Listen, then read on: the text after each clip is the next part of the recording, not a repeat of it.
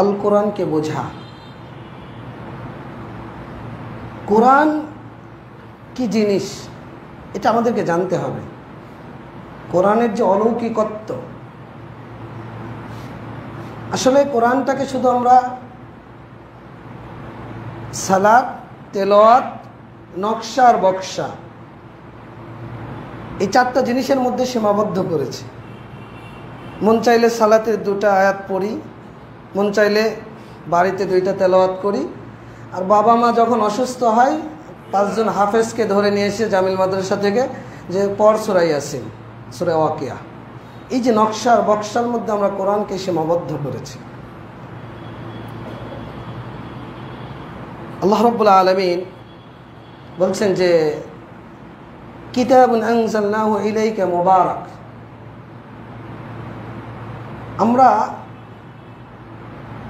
আপনার উপর নাজিল করেছি বরকতময় কি কিতাব, কল্যাণময় কিতাব। কেন? লিয়াদাব্বারু, যাতে করে তারা এটাকে নিয়ে চিন্তা করে, গবেষণা করে। কারা?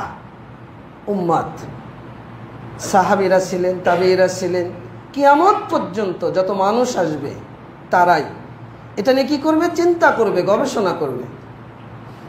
এবং এখান থেকে চিন্তা করে যে ফায়দাটা হাসিল হবে, যারা উলুল আলবাব, জ্ঞানী, যারা আখেরাতে বাঁচতে চায়, যারা দুনিয়াতে নিরাপত্তা চায়, যে আখেরাতে নিরাপত্তা চায়, যারা তাকওয়াশীল, মুত্তাকি, যারা মুমিন, মুহসিন, মুসলিম, মুনাফিক নয়, কাফির নয়, তারা এখান থেকে উপদেশ কি করে?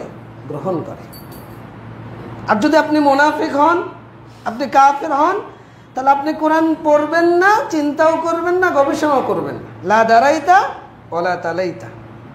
কোরআনের 2টা বিষয়, একটা হলো এটাকে ঘেটে ঘেটে এখান থেকে হেদায়েতটা গ্রহণ করা, গবেষণা করে চিন্তা ভাবনা করা, ঈমানকে বাড়ানো, তাকওয়াকে বাড়ানো। আর একটা হলো তেলাওয়াত করা। তো যারা মুনাফিক এবং কাফির তারা তেলাওয়াতের সাথেও সম্পৃক্ত থাকে না, তারা গবেষণার সাথেও সম্পৃক্ত থাকে না। তো আল্লাহ রাব্বুল আলামিন বললেন যে আমরা নাজিল করেছি কোরআন, কল্যাণময়, বরকতময় কোরআন।